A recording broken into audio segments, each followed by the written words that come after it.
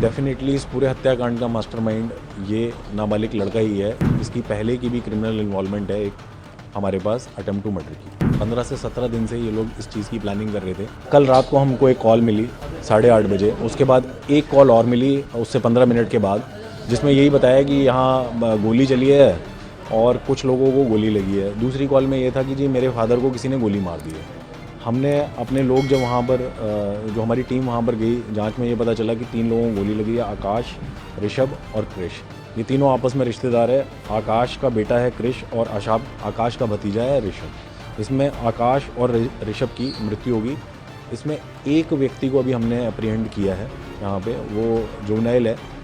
तो अभी इतना ही मामला है, उसके आगे की जांच चल रही है। सर, ये जो जुवेनाइल है, ये आकाश और इनकी फैमिली का क्या लगता है और इसने क्या बताया, फिर क्यों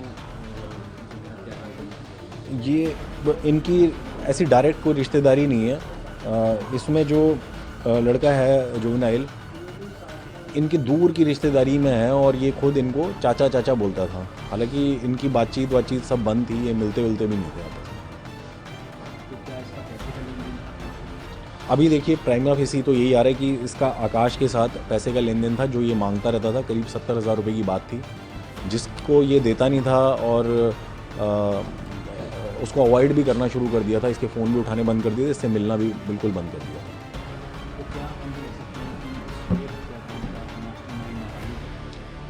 डेफिनेटली इस पूरे हत्याकांड का मास्टरमाइंड ये नाबालिग लड़का ही है। इसकी पहले की भी क्रिमिनल इन्वॉल्वमेंट है एक हमारे पास अटेम्प्ट टू मर्डर की।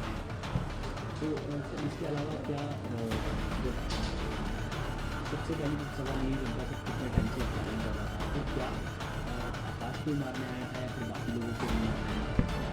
ये इनकी प्लानिंग, जैसा हमें पता चला है, 15 से 17 दिन से ये लोग इस चीज़ की प्लानिंग कर रहे थे और ये इनका टारगेट केवल आकाश था। ऋषभ, जिसकी मृत्यु होगी, बड़ा दुखद है। उसने जब देखा कि उसके चाचा के ऊपर इस तरीके से हमला हुआ या हमला करके कोई भाग रहा, तो वो पीछे भागा हमलावर के। तब उस दौरान उसके भी एक गोली लगी।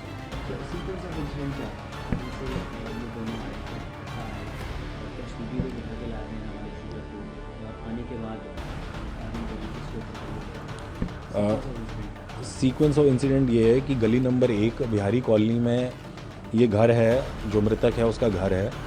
ये लोग बाहर अपना दिवाली का जो भी है, पटाखे वटाखे जलाना, दिए जलाना, मोमबत्ती जलाना, वो काम कर रहे थे।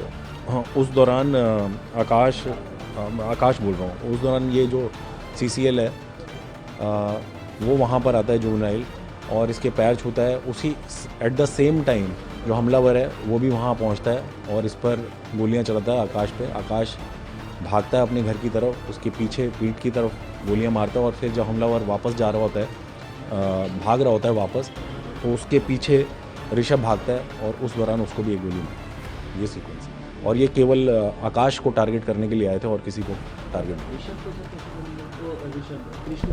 क्रिश को तो उस दौरान गोली लगी जब जैसे आकाश अंदर भागा घर की तरफ, अपने बाहर था वो, जब उसके पता चला कि फायरिंग स्टार्ट होगी, वो घर की तरफ अंदर भागा तो उसके पीछे हमलावर भागा, उस दौरान उसके गोली लगी। वो घर के अंदर ही था।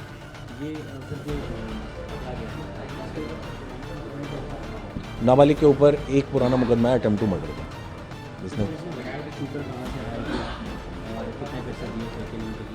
वो सारी अभी जांच का विषय है, क्योंकि हम एक ही वर्जन के ऊपर डिपेंडेंट नहीं रह सकते। बट हाँ, हमारे पास कुछ नाम आ गए हैं, हम उसकी जांच कर रहे हैं कि भाई जो कहानी ये जुवेनाइल हमको बता रहा है वो कहानी कितनी सही है कितनी झूठ है। एक बार वो पुख्ता हो जाएगी फिर आपके साथ साझा करेंगे।